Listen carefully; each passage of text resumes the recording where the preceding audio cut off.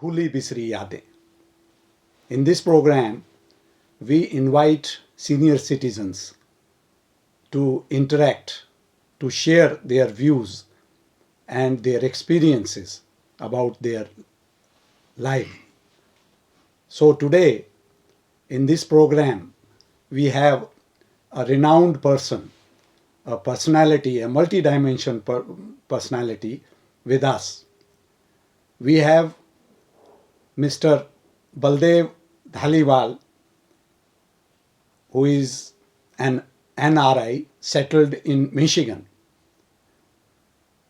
So I don't want to come in between you and Mr. Baldev Dhaliwal. So I'm excited to introduce him to you, and the introduction would be by Baldev ji himself. So welcome Baldev ji to our studio. We are honored to have you with us today, and I think the experience which you are going to share with our community would be a very valuable input for them. So I request you to give your introduction. Thank you, Dr. Brajendan. This is Baldev Singh Dhaliwal. I was born in 1942 in Lopo village in Moga district in Punjab. So I went to primary school when I was 9 years old. My parents were illiterate and I was taking care of the herds of the buffaloes.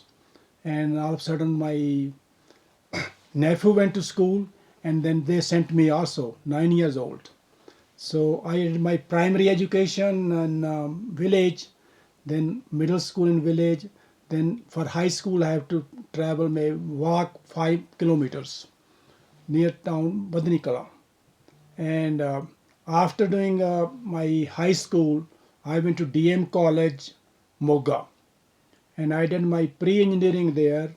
And first of all, in high school, I was in the first in my area. So in college, I got scholarship.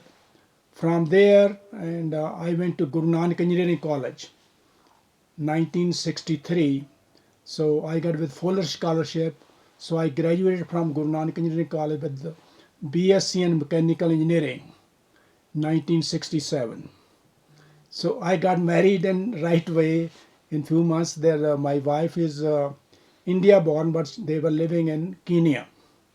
So I didn't join the service here.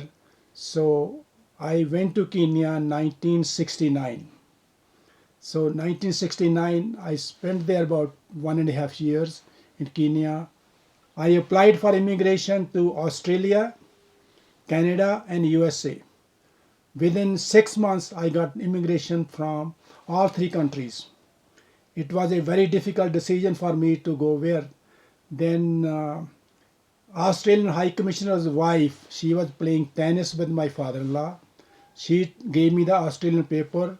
He said there's a discrimination among whites, Dutch white, English white, Scottish white. He said there's more discrimination around the brown people. So I discarded Australia. So I ended up in USA in Michigan, 1971. So 1971, it was a very bad time. I couldn't get a job. I have to unemployed for 6 months, and it was a depression time in USA. So I end up working in the workshop because I am a mechanical engineer. We have workshop experience, and after doing that, and I end up in another job in the workshop. Then I said, no, I'm an engineer. I have to work something. So I end up joining the MSc program on part-time basis. I did my first semester. I got a job in the engineering in the company, Fruhoff Engineering Company, and they make truck trailers. And I finished my MSc in 3 years, part-time. And I was working in the daytime. So then in 1978, I got a job with the Ford Motor Company as a mechanical engineer and the powertrain design engineer. And I worked in Ford Motor Company 28 years. During that time, I was lucky that to go travel to Brazil, South America, for 2 years, 1995 to 96. Then also 2 years in Mexico in Ford plants. So then I retired from Ford Motor Company in 2005. So since then I'm doing some community work, and so that will start the next phase with my community involvement.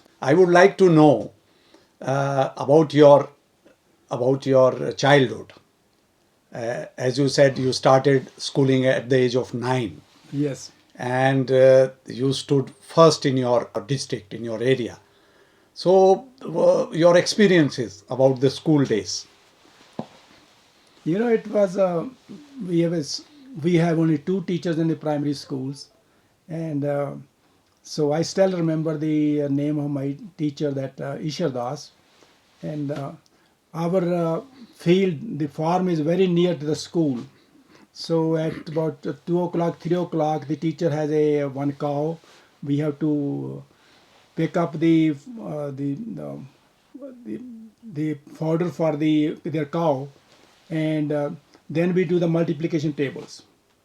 So it was very interesting that I don't know what, maybe I was 9 years old, and I was really good in studies, and I loved that.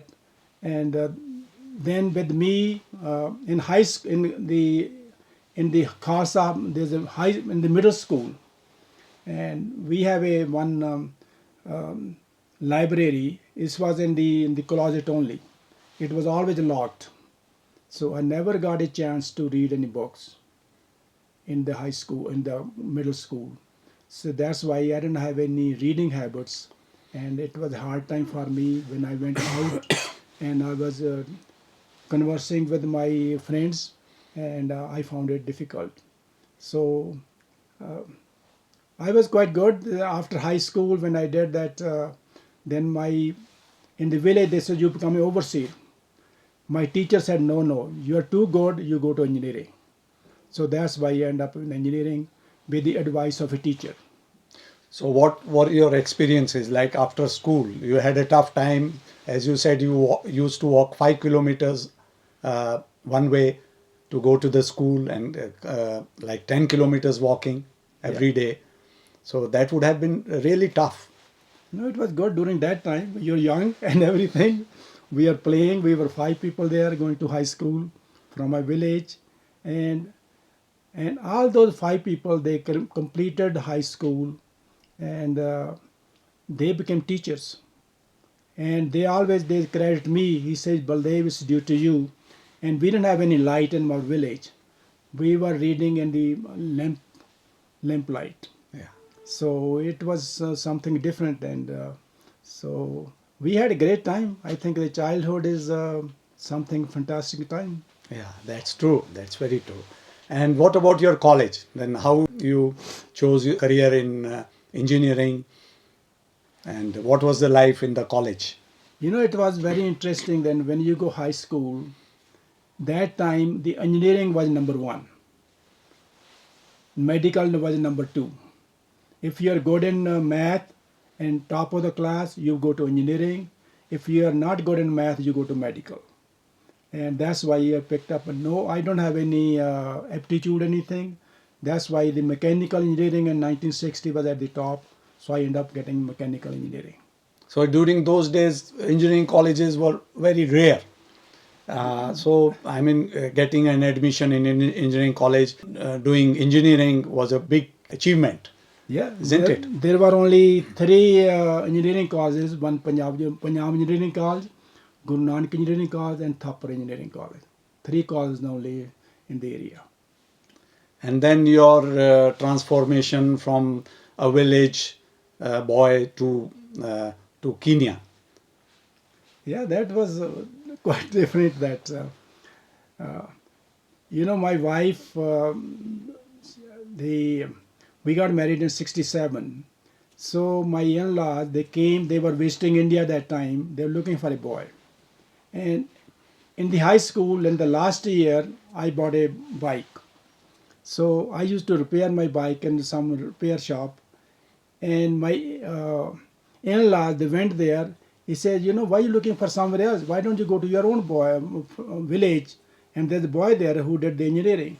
So they came right away in my village, and first of all, they checked my degree and everything. So that's the start. Within a week, we got married. Yeah, great. That was so fast. It was kind of semi-arranged marriage. We saw each other, we didn't talk to each other, and it was really interesting that time. Yeah, that's really a very memorable time. Yeah. Yeah. Uh, So it was something. Then my wife, she went to Kenya, and it took them some time to get a work permit for me from Kenya to here. Then I got fed up. I said, no, it's too long. But come over here. She came from Kenya all the way with all the stuff, household, refrigerator, machines, and all this thing stuff, and uh, then came here. Uh, First, they got a work permit also. He said, my father-in-law said, well, if he changes his mind. So in the meantime, first I got a job in the Punjab State Electricity Board as STO. I rejected that job because I got married, right? yeah. Second time in Punjab, because there was 1966, I think there was a Punjab state, right? And that time they made Punjabi as a compulsory language. So I was failed in Punjabi. Oh. So I couldn't get the engineering job again second time. Oh. In the meantime, my wife got a work permit. I told my wife, see, I'm going to Kenya. So back to Kenya. Back to Kenya, and she was here. She stayed here for almost 1 year, and took her some time to come back. So in the meantime, I applied there, and that's what starts from there. Kenya was something very interesting. There were three different societies: English, brown, our people, and the blacks.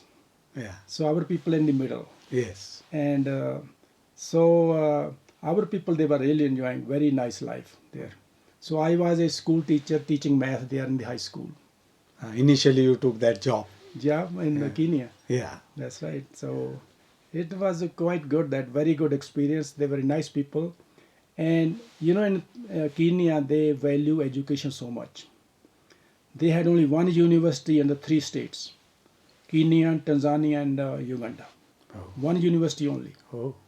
and those people, they value education very well. And then from Kenya to US, Michigan.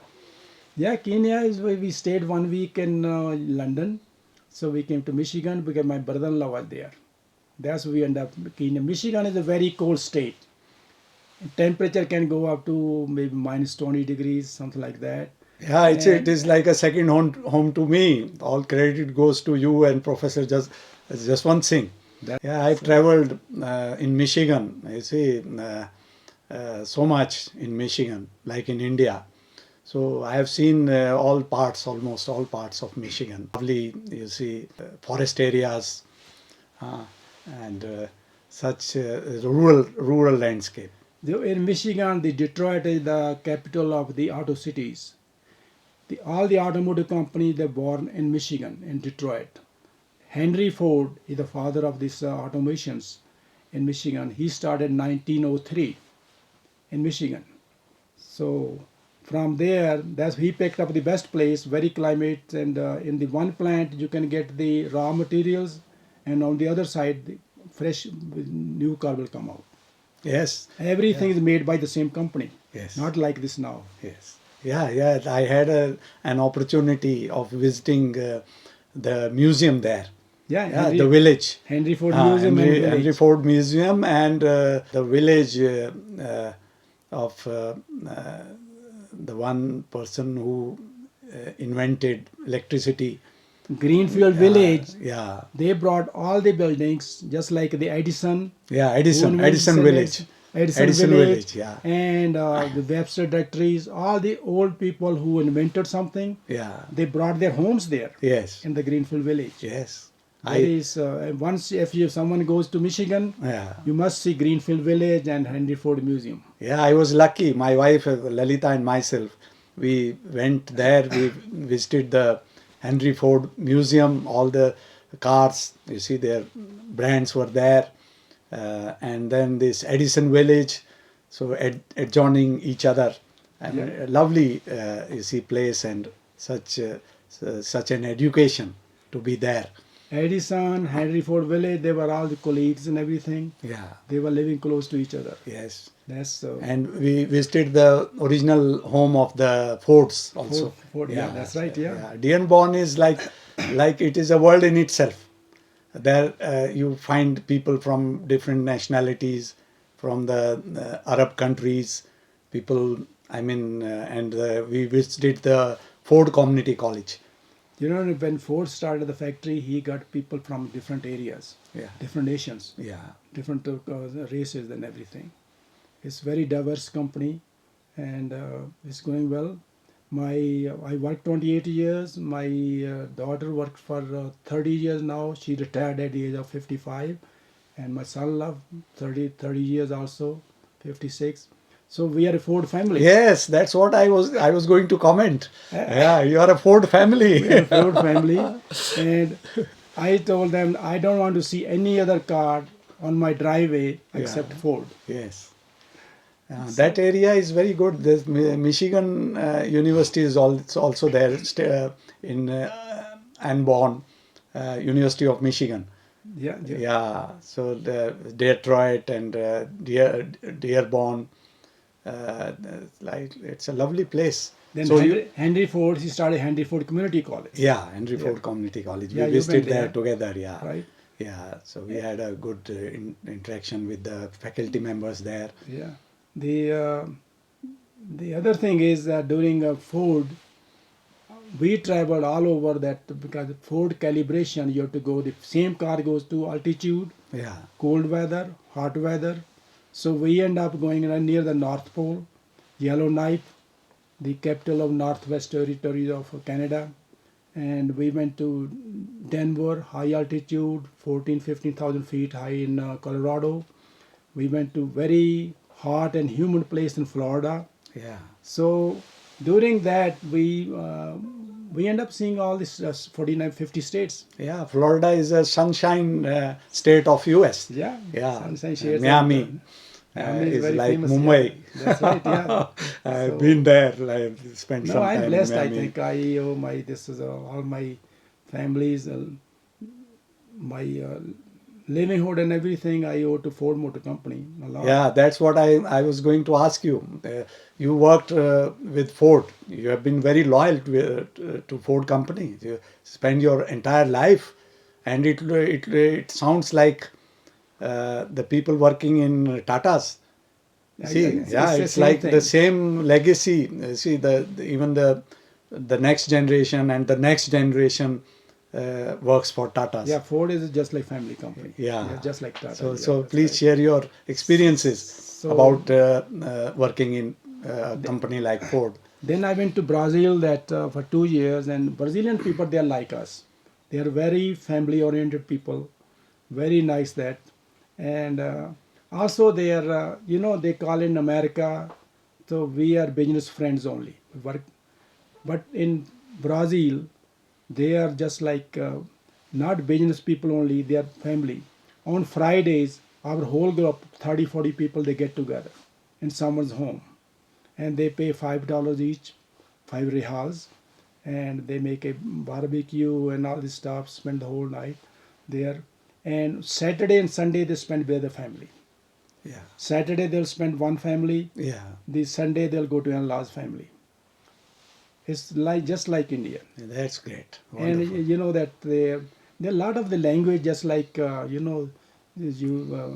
call chupamanga. You want to chup this the mangoes, Yeah, yes, maize, mesa, yeah, pay this. A lot of Brazilian people, they are fond of Indian people. They love Indian people, and they think that Indian people, they are very spiritual and pious. yeah. They regard us very well. So, what about your family? Please tell us something about your family life. Yeah, we have this 2 kids. We have 2 daughters, and my first daughter was born in Kenya, and second daughter born in USA. and so so I think this initially, you know what, I want to go back.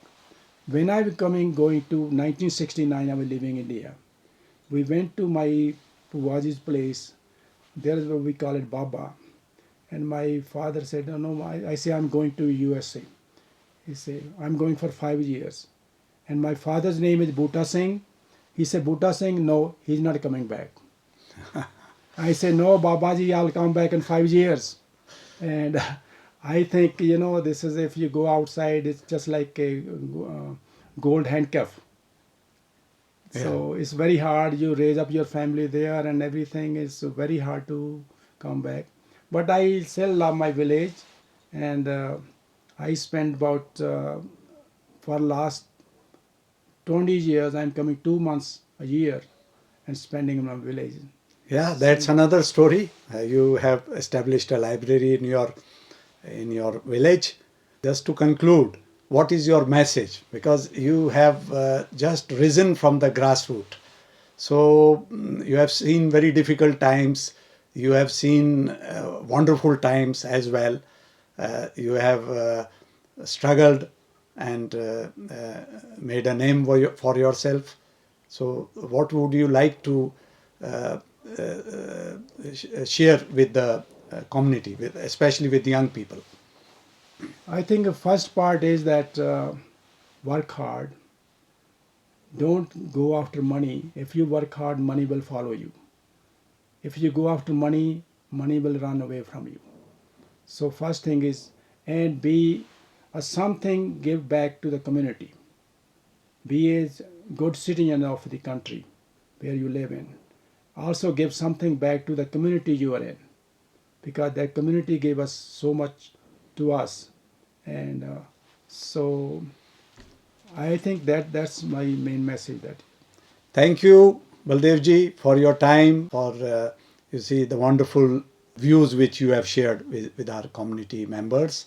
I thank you for your time and visiting our studio. thank you very much.